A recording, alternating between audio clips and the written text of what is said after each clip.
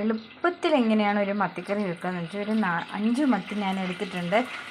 ഇഞ്ചി, വെളുത്തുള്ളി, പച്ചമുളക്, കുഞ്ഞുള്ളി ഇത്രയും കൂടെ ഞാനൊന്ന് ചതച്ച് വെച്ചിട്ടുണ്ട്. പിന്നെ ഈ പുളി ഞാൻ വെള്ളത്തിലിട്ടേക്കുമായിരുന്നു, കഴുകിയിട്ടാണ് വെള്ളത്തിലിട്ടത്. അപ്പോൾ അതിലേക്ക് തന്നെ മുളക് പൊടി, പിന്നെ ഒരു ലേശം മഞ്ഞൾപ്പൊടിയും കൂടെ ചേർത്തു. പിന്നെ കടുക് വറുക്കാനായിട്ട് കടുക്, ഉലുവ.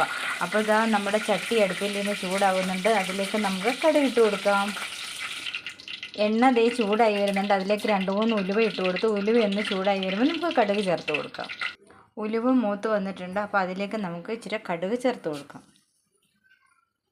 അപ്പോൾ ഇതാ നമ്മുടെ കടുകും പൊട്ടി വന്നിട്ടുണ്ട്. അതിലേക്ക് നമ്മൾ ചതച്ച് വെച്ചിരിക്കുന്ന ഇഞ്ചി, വെളുത്തുള്ളി, പച്ചമുളക്, പിന്നെ ചെറിയുള്ളി, അതിന് സവാളയല്ല ചേർത്തിരിക്കുന്നത്, ചെറിയുള്ളിയാണ്.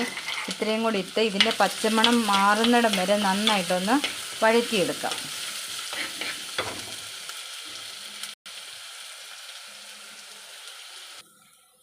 അപ്പോൾ ഇതാ നമ്മുടെ ഉള്ളിയൊക്കെ ഒന്ന് വഴന്നു വന്നിട്ടുണ്ട്. അതിലേക്ക് നമുക്ക് പാകത്തിനുള്ള ഉപ്പ് ചേർത്ത് കൊടുക്കാം. കുറച്ച് കരിവേപ്പിലയും കൂടെ ചേർത്ത് ഇതിനെ നന്നായിട്ടൊന്ന് ഒന്നുകൂടെ വഴറ്റിയെടുക്കാം.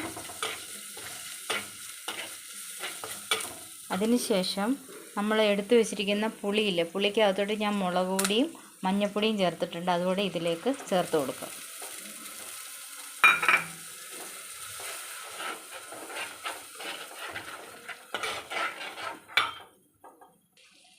അപ്പോൾ ഇതാ നമ്മുടെ മസാല ഒന്ന് വഴന്നു വന്നിട്ടുണ്ട്, മൂത്ത് വന്നിട്ടുണ്ട്. അതിലേക്ക് നമ്മൾ കുറച്ച് വെള്ളം കൂടെ, ഞാൻ ചൂട് വെള്ളമാണ് ഒഴിച്ച് കൊടുക്കുന്നത്.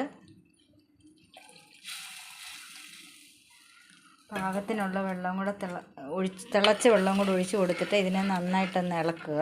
എന്നിട്ട് ഇതിനെ ഒന്ന് അടച്ചു വെച്ച് നല്ലോണം തിളപ്പിക്കുക. ഓൾറെഡി വെള്ളം തിളച്ചതാണ്, അതുകൊണ്ട് വേഗം വെള്ളം തിളച്ച് വരുന്നതാണ്. അപ്പോൾ ഇതാ നമ്മുടെ ഗ്രേവി നന്നായിട്ട് തിളച്ച് വരുന്നുണ്ട്. ഞാൻ ഉപ്പ് നോക്കിയപ്പോൾ ലേശം ഉപ്പ് കുറവായിരുന്നു. അപ്പോൾ സ്വല്പം ഉപ്പ് കൂടി ഇട്ട് കൊടുത്തു. ഇപ്പോഴേ ഈ എടുത്ത് വൃത്തിയാക്കി വെച്ചിരിക്കുന്ന മത്തിയും കൂടെ നമുക്ക് ചേർത്ത് കൊടുക്കാം. ഇതിനെ അടച്ചു വെച്ച് ഒരു 10-15 മിനിറ്റ് ആകുമ്പോഴത്തേക്കിന് നമ്മുടെ മത്തിക്കറി റെഡിയായി. അപ്പോൾ വളരെ എളുപ്പത്തിൽ ചെയ്യാവുന്ന ഒരു മത്തിക്കറിയാണ്. അപ്പോൾ ഇതിനെ ഒന്ന് അടച്ചു വെച്ച് നമുക്ക് വേവിച്ചെടുക്കാം.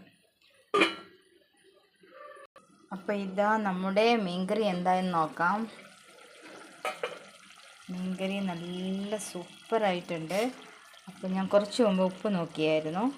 ഉപ്പ് കറക്റ്റാണ്, പുളി കറക്റ്റാണ്, പറ്റിയിട്ടുണ്ട്. ആവശ്യത്തിന് ഗ്രേവിയുണ്ട്. ചപ്പാത്തി, പൊറോട്ട, കപ്പ ഇതൊക്കെ കഴിക്കാൻ പാകത്തിനുള്ളതാണ്. ഇനി ഇതിലേക്ക് നമുക്ക് ഇച്ചിരി കരിവേപ്പിലയും ഇച്ചിരി വെളിച്ചെണ്ണയും ഒഴിച്ച് കൊടുക്കാം. അപ്പോൾ കരിവേപ്പില ഇട്ടു. ഇനി ഒരു ലേശം വെളിച്ചെണ്ണ, ഓൾറെഡി നമ്മൾ വെളിച്ചെണ്ണ ഒഴിച്ചിട്ടുണ്ട്. ഒരു ശകലം വെളിച്ചെണ്ണയും കൂടെ ഒഴിച്ച് ഇതിനെ അടച്ച് വെച്ചേക്കാം. അപ്പോൾ ഇതാ നമ്മുടെ ഫിഷ് കറി റെഡി ആയിട്ടുണ്ട്. ഗ്യാസ് ഓഫ് ചെയ്തു.